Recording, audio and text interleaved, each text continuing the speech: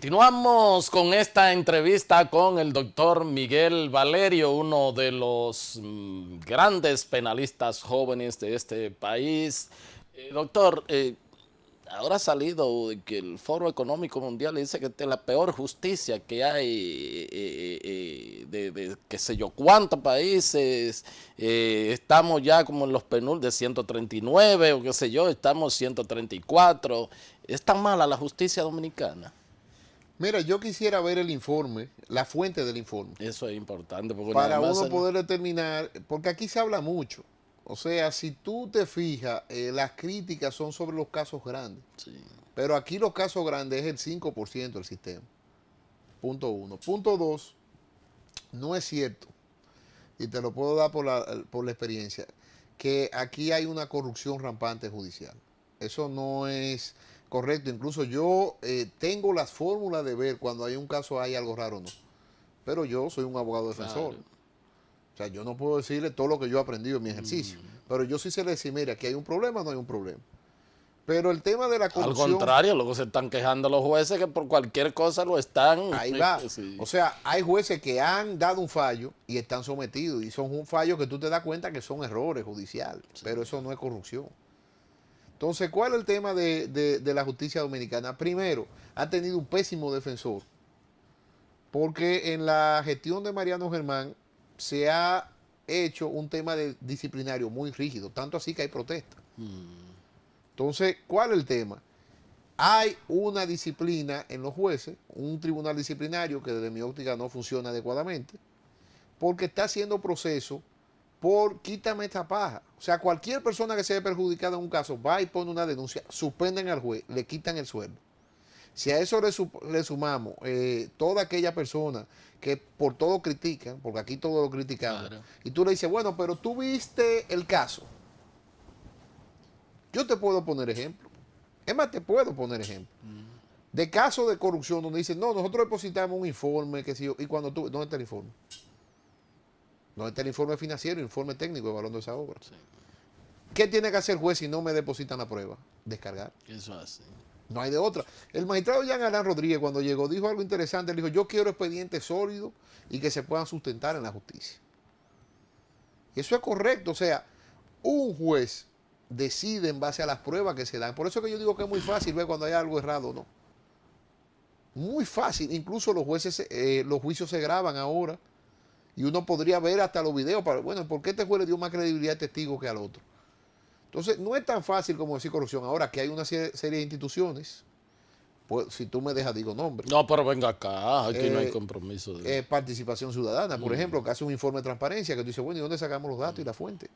¿Cuáles son las fuentes de eso? Ellos mismos. Entonces, ¿dónde se hacen esta encuesta? ¿A quién se le hacen esta encuesta? Porque yo estoy seguro que si tú haces una encuesta en medio de una marcha y protestas por la corrupción, todo el mundo va a decir este país no corrupto el mundo. Y lo correcto sería, pues... no estoy diciendo que no hay corrupción. Claro. Pero sí estoy diciendo de que yo quisiera ver la fuente de eso. Ahora, el tema justicia aquí no saben lo que es justicia. Mira, yo te digo la verdad, Héctor. Si la gente supiera, yo que tuve la suerte de ejercer 97, 98, 99, 2000, 2001, con lo que era el viejo sistema de instrucción penal, antes del Código Procesal Penal, donde un caso duraba nada más y nada menos que 10 años. Sí. Que ya, por más que se decidiera en 10 años, no hay justicia. Así mismo es. Y un juez haciendo lo que le dé la gana, callado en la fase de instrucción ahí, porque no tenía que rendirle. Ahora, fíjate tú, aquí han condenado banqueros, Claro. aquí han condenado políticos, aquí han condenado empresarios. Yo quiero que me digan un país de América Latina donde han condenado banqueros. Esos casos generalmente se transan. En Estados Unidos, en la crisis financiera más álgida, creo que solamente Maddox cayó preso.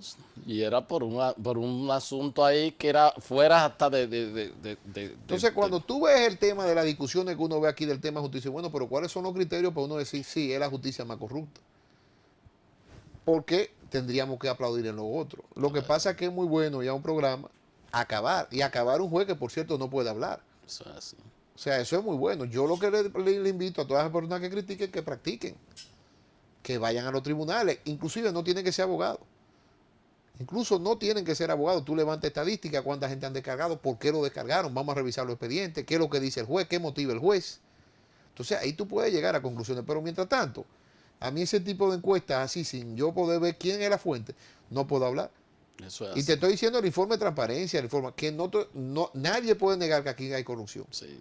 Pero que los indicadores no son del todo correctos, yo eso por lo menos lo puedo decir. Claro, y bueno, a usted nunca lo han encuestado para saber cómo marcha la justicia, ¿verdad? Esa gente nunca No, lo han mira, llamado. déjame decirte algo interesante. Hay un foro internacional, se llama el World Project, donde le hacen preguntas a varios profesores a nivel del mundo. Y yo he participado. Yo digo, pero para participación ciudadana. Para No, hacer... no, jamás. He participado haciendo mis informes. Okay. Por ejemplo, una de las cosas que yo relato de esos informes es cómo un juez por presión mediática puede condenar a inocentes de manera irresponsable. Cómo casos sonoros aquí le aplican la pena máxima. Linchamiento mediático judicial. No, en todos los casos, ¿por qué aplican la pena máxima? A infractores primarios. Entonces, una justicia arbitraria tampoco es justicia. Claro. Y poniendo 40 años de prisión tampoco vamos a resolver el problema de la criminalidad. Exactamente. Además, la pena, esas no son las funciones de la pena, no es para de por vida mandarte. No, es que no, aquí, por ejemplo, hemos tenido un sistema donde tenemos la pena de 30 años que, por cierto, sustituyó a la pena de muerte, o sea, el equivalente de muerte. Yo creo que una gente que dura 30 años preso se murió. Eso es así. ¿Qué pasa? Que cuando se comete un delito, fracasa la sociedad.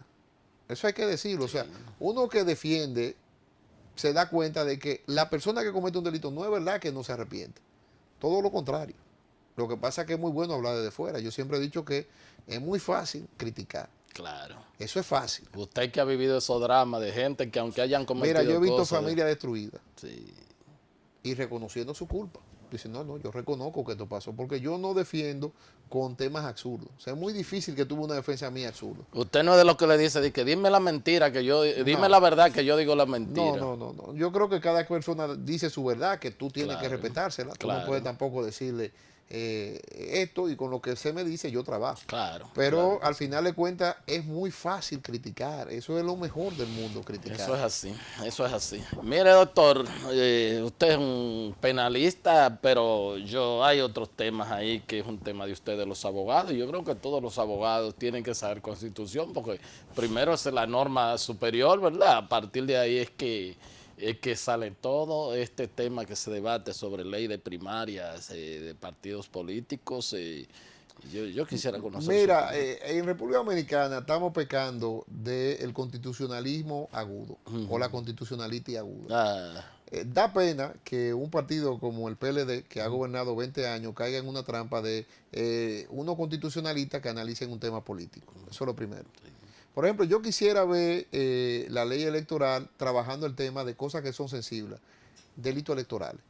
Es decir, cuando yo utilizo la propaganda del Estado para beneficiarme, ¿cuáles son las sanciones? Vimos que en Brasil, que se critica mucho a Lula se le sancionó en medio de una campaña. Eso es así. Segundo, el tema de la duración de las campañas electorales que se está regulando, ¿realmente se cumplen?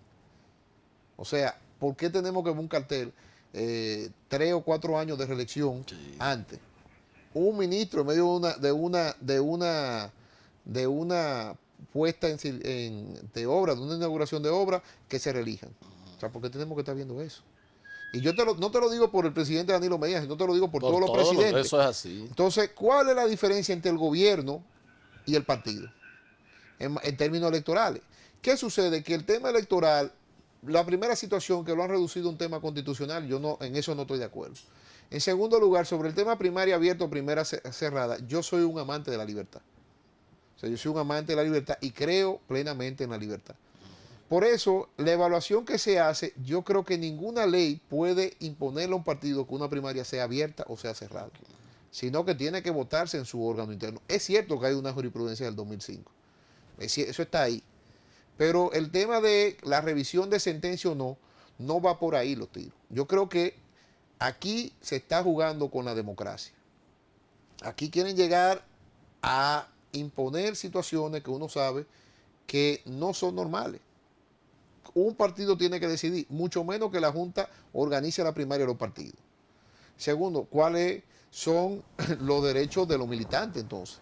Entonces, todas esas decisiones son decisiones internas de los partidos. Yo tengo que decir, mira, a mí me conviene primaria abierta o primaria cerrada. Yo he visto los dos ejemplos. Por ejemplo, en el caso español y francés, como los partidos tienen pocos adeptos, se han ido a primarias abiertas. Pero es el partido que decide. Incluso en el caso francés se pagaba €1 por cada persona que participaba en el Partido Socialista francés. Ahí está la debacle electoral. Sí. El partido terminó de destruirse. Entonces, eso es lo que tienen que ver los partidos. ¿Qué me conviene a mí para poderme mantener? Hemos visto una encuesta que dice que 60% de las personas no creemos, incluyendo a Miguel Valerio, no creemos en los partidos. No creemos en los partidos. Vemos sistemas que eran cerrados, como los europeos, que ahora ya los partidos que eran cerrados no son los nuevos partidos. Y abrieron y se diluyeron en votos. Entonces son temas políticos. Vemos el tema de Estados Unidos, donde siempre han sido abiertas.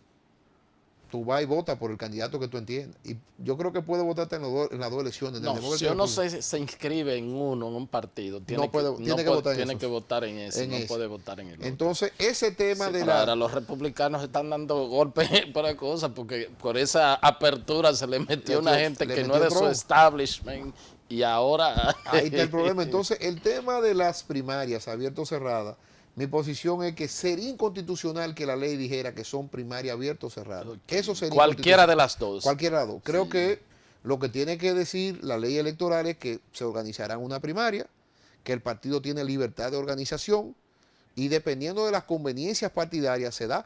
Un partido puede elegir un candidato por plebiscito. Claro. Imaginémonos que el partido X, porque aquí no se puede decir nombre, tenga el candidato Y que a unanimidad la gente lo quiere votar. Es decir, que sepamos que un partido que esa persona tiene el 100% pero no de se vaya para lejos, Danilo, el PLD no hizo primaria.